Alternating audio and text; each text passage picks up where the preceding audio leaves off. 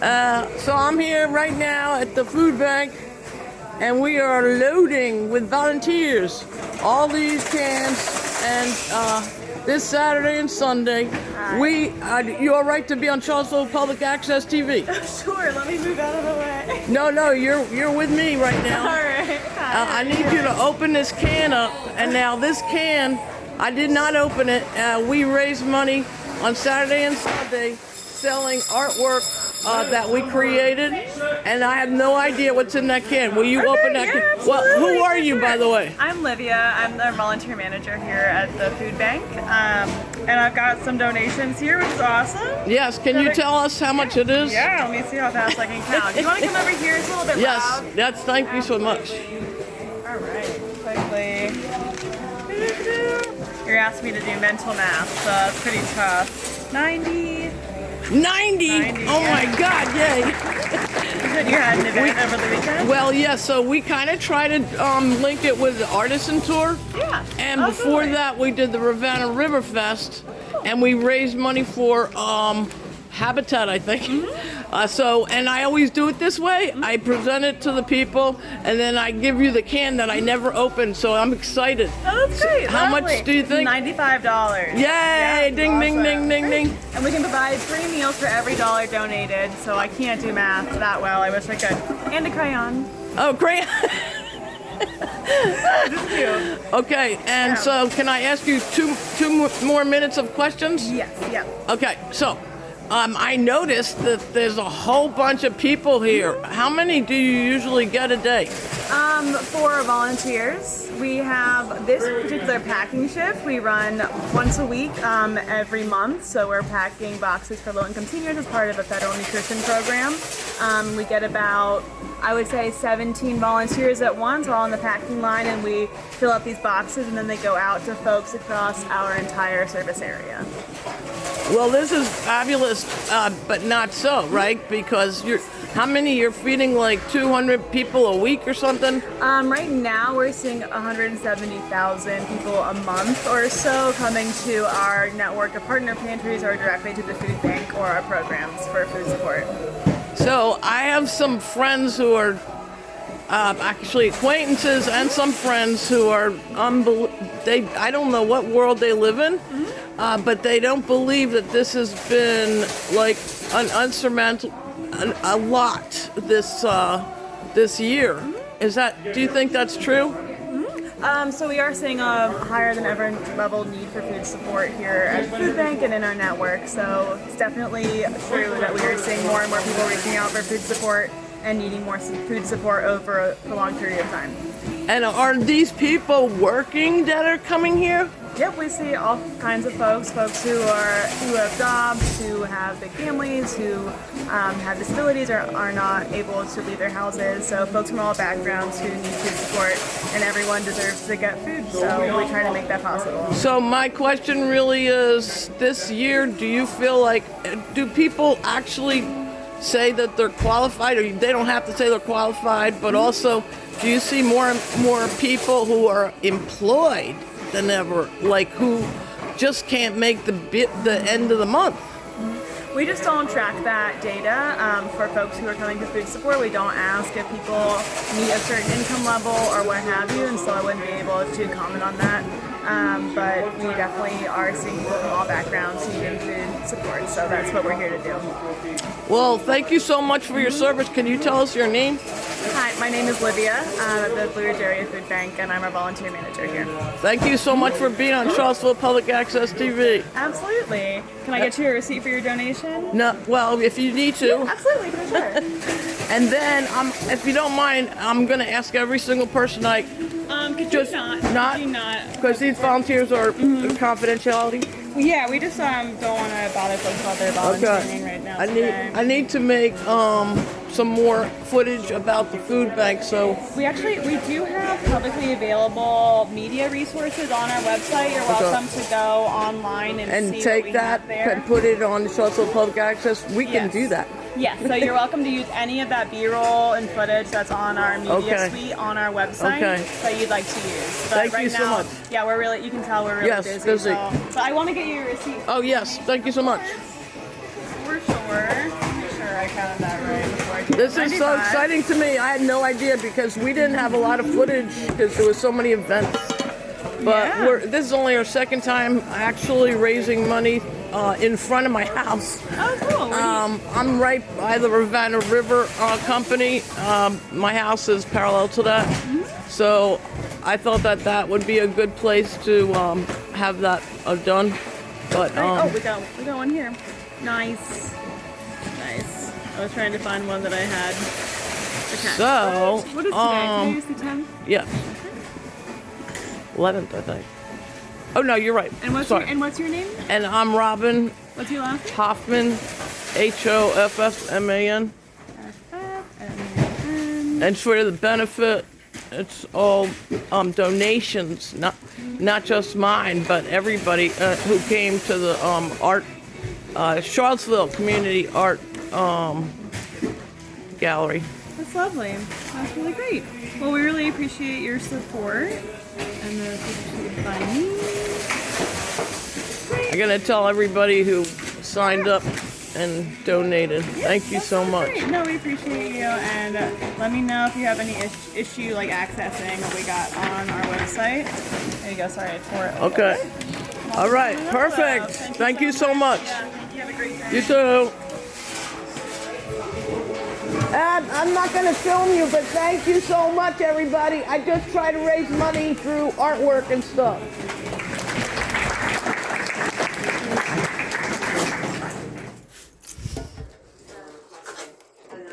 Hello.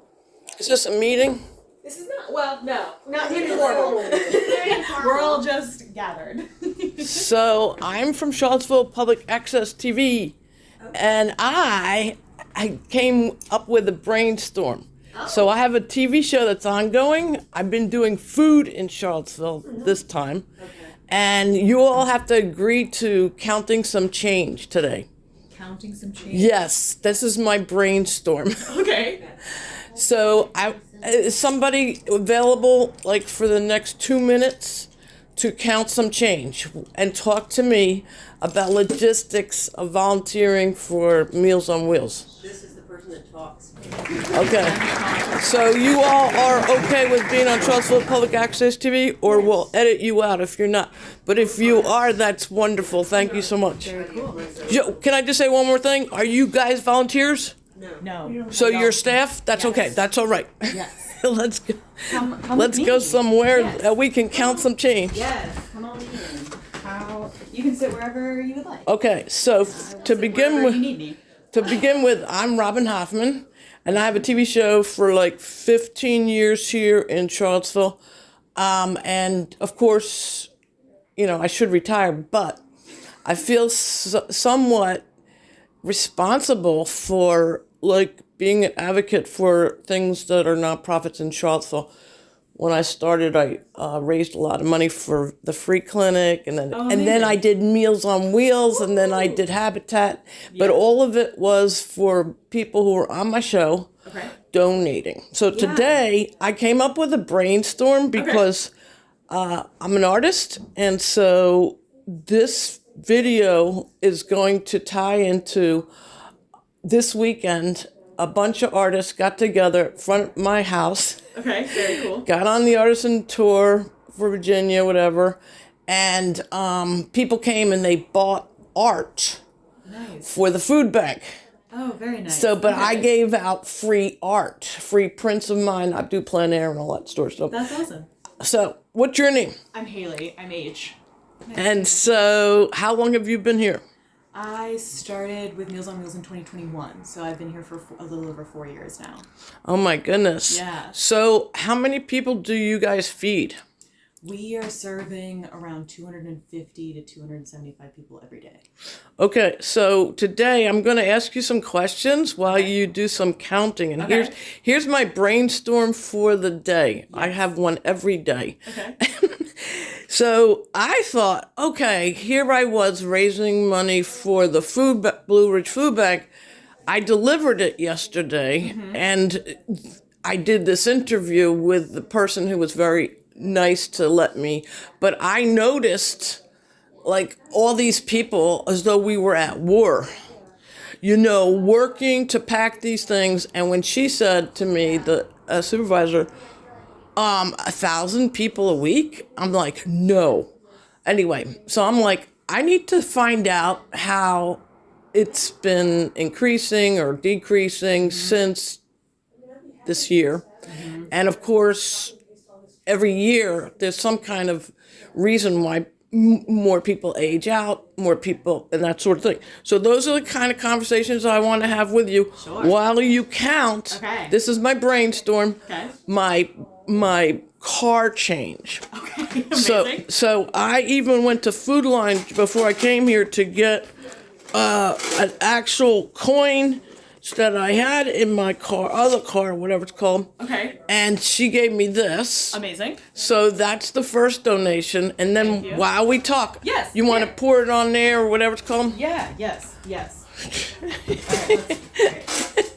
So I said to the Food Line cashier when I got my change, I said, isn't this a good idea that I don't know how much is the change in my car? Yeah. And then when I find out the tally, I can actually use the money to get a lottery ticket.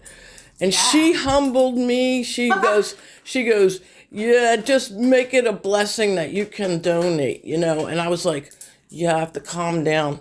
But here, I need to ask you these questions while you do this. Yes, please. So, first of all, how many people, again, do you think it has increased that you need, first of all, volunteers, and then, the whole thing, like all the statistics data, let's say, since last year? So we asking a lot. Yeah, so we have about 250 meals that are going out every single day, and that requires a lot of help from volunteers. So we've got about 4 to 5 volunteers every morning that help us pack the meals. So we purchase the food from UVA Morrison's. They're the company that provides food for the UVA hospital. So it's all prepared with registered dietitian input, which is how we're able to do so many medically tailored meals for clients. But that food gets delivered, that food gets delivered every morning in basically big tins, big tubs. And then we have a hot table downstairs where we individually portion out, seal, and then label every single individual's meal. So that requires 5 volunteers, and then we've got 35 routes. So every day we've got around 40 people who are all volunteers to help us pack and deliver all of the meals, which is wild. And every day? Every day, Monday through Friday. So we are not open on the weekends, but we do weekend meals. So that means that folks will get a hot meal on Friday, and then they will get 2 frozen meals that they can then heat up throughout the weekend for Saturday and Sunday.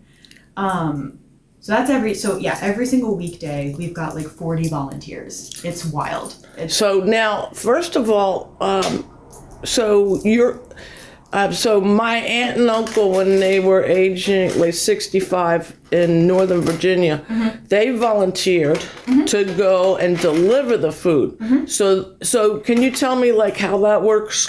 You get a specific itinerary, a day, and this or that? Yeah, so our volunteer hours are between 10 and 11-ish.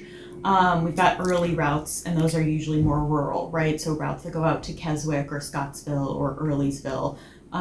People can come and pick up those delivery routes at 10.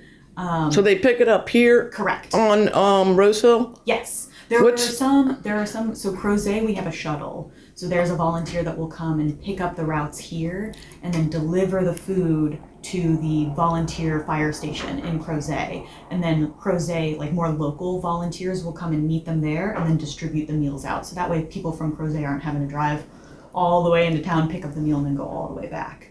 So that's an example. So then also from here, so this is a building. Yes.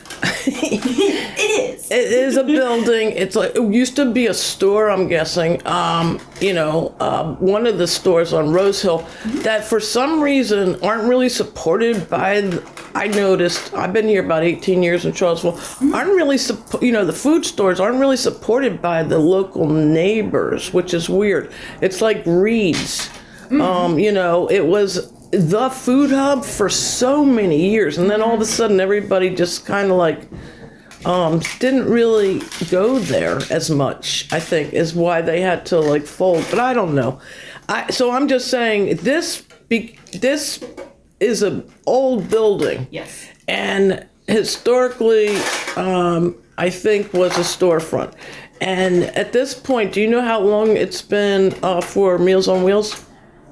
Ooh, so we own the building. Meals on Wheels owns the building now, which is great. And I want to say we purchased the building back in like 2015. Do you do something in this building besides counting my change? Yes, usually. Yes. So I'm the executive director, and so a huge portion of my job is making sure that we are getting enough donations. So, which is why this is so great. But we don't receive any federal funding, and which is a blessing, I will say, right now especially.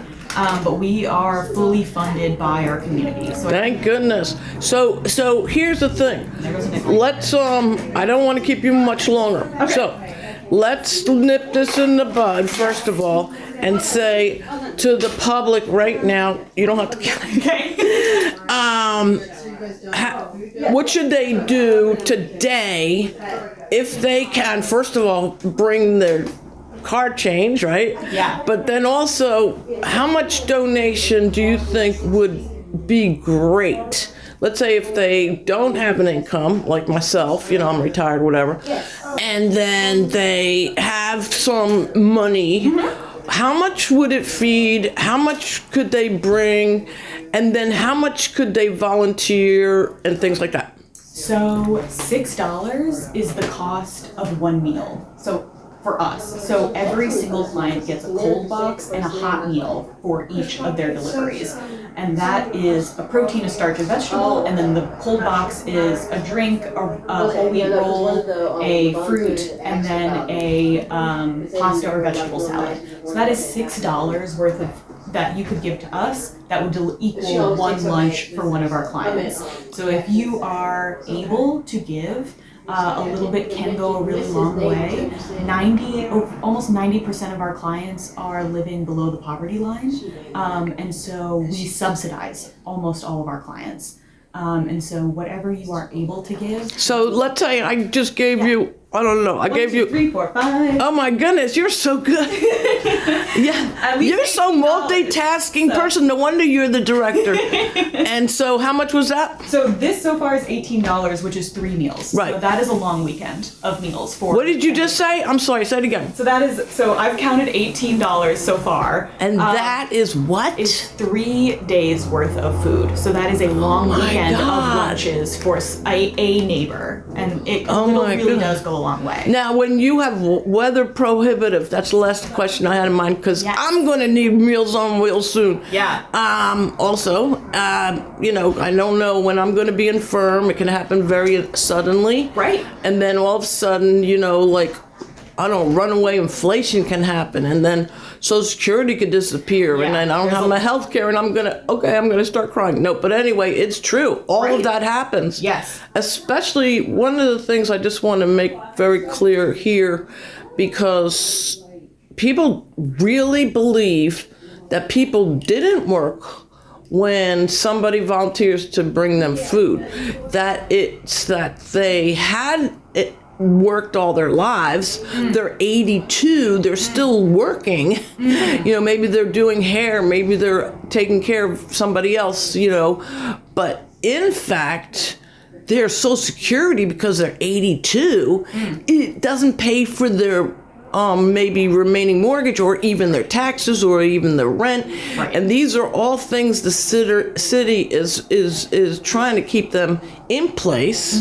Because if they go in a nursing home, that's Medicaid, Right. and that we don't have, and so it's a mess, right? Yeah. But what I want to say is, if the weather is prohibitive, we need really young people to volunteer, right? To be able to navigate the streets. Yes. And there's a lot of people in long driveways in these old homes that have to stay in place because they can't afford a nursing home and they can't afford even home care at all. And yet their mindset and their disability or whatever, or their abilities may be limited to just their house too.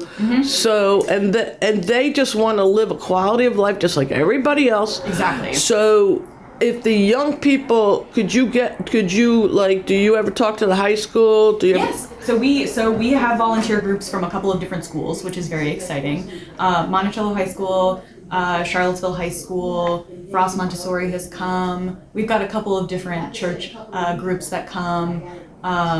We have a lot of UVA. We work with Madison House, which is a group of volunteers. I love them. And APO, which is a service fraternity. Do you know who the director of Madison House is now? Not off the top of my head. Yeah, because there was somebody I used to work with at K-Tech, and she was a director, and she was so good. Oh, nice. And I was wondering I know she went to Madison, but I don't know if she's still there. Okay, we got to wrap this up. Yes. We are exactly at 15 minutes. Amazing. And so I've learned not to have to edit my videos if I watch the timing. Yes. And now I just go in there and we put it in. It's so cool. So, but I want to give you that Charlottesville Public Access TV is the source for a lot of people who are in the county because it's cable. Right. So it's also now on your smart TV and you can use it on your phone. Awesome. So the schedule for this will be on the phone. Okay. And you just go to the city site and you just go to cpatv.org. Okay. And you'll see you there. But thank you so much. Thank you. This is awesome. Okay. This was a really fun way to do this. Thank you. Okay. Have a good day. Yes, you too. Speed that we need to if we're going to avoid the worst impacts of climate change. And yet, I guess these are two things happening at the same time that you're talking about. The world's average temperature is already up over pre-industrial times by about 1.5 Celsius or 2.7 Fahrenheit or so. And that's a number, but that translates into millions of avoidable deaths each year, according to a publication called the Lancet Countdown. Give us an example of the human cost already. Well, you can see it in the headlines every day around you. Just look at the incredibly powerful hurricane that hit Jamaica in the last weeks, and the hurricane or typhoon that's hit the Philippines and Vietnam as we speak. You look at the heat deaths around the world. You look at the flooding, including in our own country. You look at the wildfires that we've been experiencing in the West and elsewhere. I mean, those are all symptoms of a planet that's overheating and under stress. So this year in Brazil, you're there all the more. What are their realistic goals? What's the mood? Well, we're trying to do a number of things to close ambition gaps on several fronts. One, of course, is dealing with the increase in emissions. We're making progress, and it looks like we may have stabilized global emissions, but we need to turn them down sharply. So that's being discussed here. The need to dramatically scale finance, both public and private sector finance for developing countries, both to help them decarbonize their economies as they try to continue to develop economically and lift people out of poverty, and also to help them deal with the overwhelming amount of impacts of climate change, which in many cases are driving them into debt and making it harder for them to meet their development goals. And then, of course, there's the question of political will, and that's the hardest thing to measure here because of all the geopolitical strains and headwinds, the tariff wars, the conflicts around the world, the ideological battles between countries. It's all making it much more difficult to get the progress we need.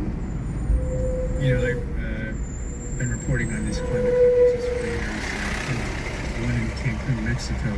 Wow, 15 years ago, I might have talked to you at then.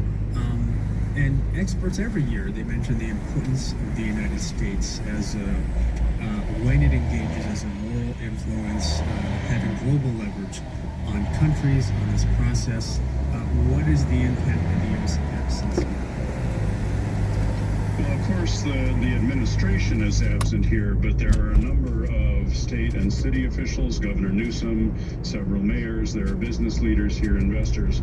So the United States is represented, just not at the federal level by the administration.